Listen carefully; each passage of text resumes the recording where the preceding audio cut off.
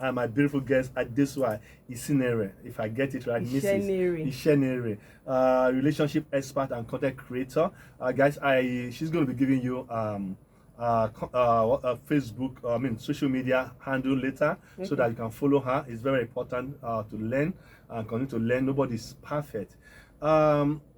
We have mentioned why we should be in a relationship. Yes. What relationship is all about. Yes. Healthy relationship. Yes. Security in relationship. When we talk about security in relationship, what do you think I mean?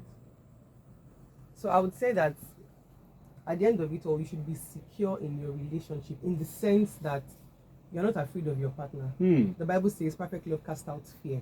So if you are afraid in your relationship, it's not for you. First of all, you're either with the wrong person or you have the wrong mentality.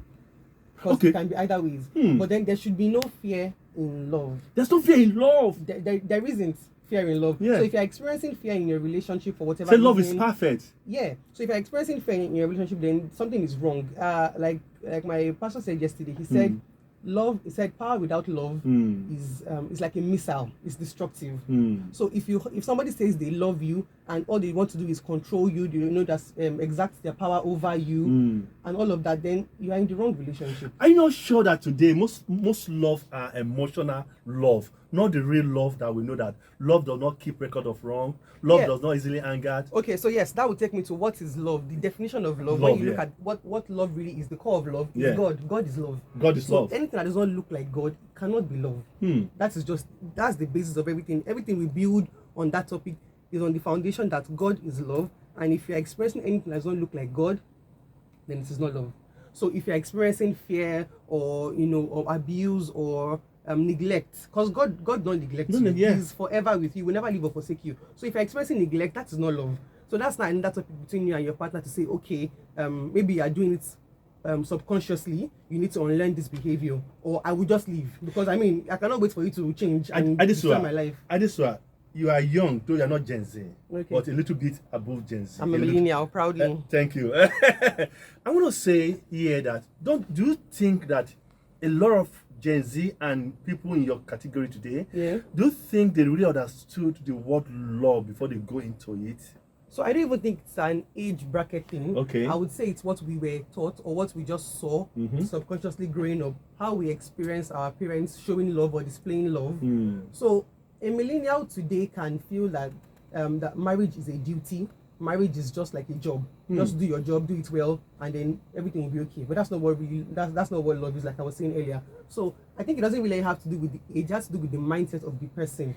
What do you think love is? What do you think a relationship should be about? Okay. Because you can have a 20-year-old who is wise, who knows what he or she wants from their marriage, and we have a 40-year-old who is clueless. So I don't think it's about the age, really. I think it's about the mindset of the person. Okay. Okay, guys. Secure 247 on Top Radio. 90.9 FM. Richard Amoa is my name, and I want to say happy Valentine. I'm not going to be here when you do it the day it fall into. Like I said, I don't know the date. You know it. I hope you are taking into cognizance what we're discussing today, because a whole lot of us are in a relationship for the wrong reason. Yeah. When I say wrong reason. Yes. And like you said, love is not about age bracket. No. Because the man that I told you, the socialite that killed his wife, is in his 50s, close to 60. Okay, so you expect that he's mature enough, he has seen life. Thank you. But that's not all what love is about. But now I want to say, when we only tell women or men that when there is violence in a relationship, they should step aside. We are not saying, we are not separating them. We are saying that step aside so that your head can calm down, can be cleared, so that later you guys can come back and move on. But people not, you don't have to move on. No. Okay, if that's for me, that's my own advice. First of all, stay aside. Okay, and assess the situation. Okay. Instead of saying be in and assess the situation. Okay. Become unabusive or whatever the antonym for that is. It is left to the abuser to say this behavior is harmful to the person I claim to love, and I would make changes. So if you're the one being molested, being abused, being neglected, it is not your responsibility to change anybody. You can't. Have you even changed yourself? Look at how hard it is for you to unlearn a bad habit. You now want to help another human being unlearn their own bad behavior. It's not. So what you're saying is that if there's a habit while you are dating, yes, or while you are courting each other, yes, and you feel that the person is not changing it, yes, you say, don't worry, by the time we get married, it's going to change it. That is the biggest scam. Marriage does not change anybody. It only amplifies what you already have in your dating relationship. If you're having it good now, it's going to get better. If you're having it bad, and both of you make, the decision to change, you hand it over to God, you subject yourself to his will and to his leadership, and you say, we're not doing this right, God help us, and then he will teach you how to make it better. That is if you're even meant for each other in the first place. Topic for another day. But now I'm saying that when it comes to abuse and neglect, you cannot change anybody. When you see the signs, take a step back and say, if this behavior continues for the next 5-10 years, will I survive this? Okay.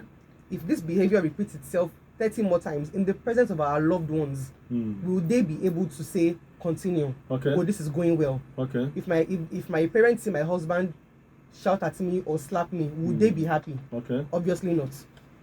So that's one thing to, that's like, I won't call it a metric, but something to just think about. Okay. If this behavior continues for the next 10-20 years, how would I feel about it? How would our children feel about this? Is this even healthy for me on the long run? And then, like you said earlier, step out. Because while you're in your feelings, you cannot really think straight. You can't so think come straight. out and say, if this is happening to my younger sister, how would I advise her? Okay. Yes. Okay. And then you think about it, hand it over to God, let him help you make the best decision. Because sometimes the relationship is hard, it's difficult, but it's not destructive. It's difficult in the sense that you can do one or two things. It's not easy, but you can make some changes. Maybe go to an anger management or do whatever you need to do, or learn a pattern of behavior. Maybe your partner thinks it's okay to beat his wife because his dad did it. That's not really his fault. So if he now says, okay, it's true, my behavior is actually toxic. Okay. This is not what love should be like. And he says, okay, I am sorry and I will make changes. And he goes to management classes, he goes to a counselor, he hands himself over to God. First of all, a man who is led by God would lead you very, very well. But then sideline.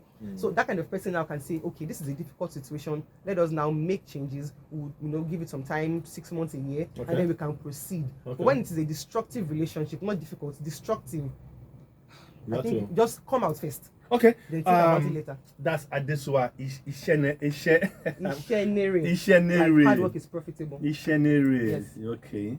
Ishenere. I think you taught me that name. That I'm going to try it again. Ishenere. Okay. Yes, sir. Okay. Hard work is profitable. Yes, sir. Okay. Guys. I'm going to open up the line again. 0913697345. In case you have anything you want to ask us, please. She's here. She want to listen. She's going to give her own expert. She's in a relationship. She's married, so she knows what she's talking about. I always tell people that if you're not married, you cannot. You talk about marriage. Equally that be because it's a first hand. I see people. Well, to an extent, yes. Yes. No, it's not to an extent. No, it's not to an extent. You more. Yes, yes. Ne means that no. You're ne now. Honestly, it's true. Though the matter is that you got to be in it. You got to wear that. If I don't wear your shoe, do you think I will know where it fits you or where it tightens you? Well. Don't worry. You're gonna come on mic and talk about that. Why you think so? Now, there are 3 things I want you to discuss while we're waiting for the calls. This morning I woke up. I have a group we put together called Men's Planet. It is all about men. We discuss marriages, discuss so many things, security and all that stuff. I'm very sure that you'll be listening to me and I say, Richard, your security now. Why are you discussing this? Yes, we are looking at security in relationships.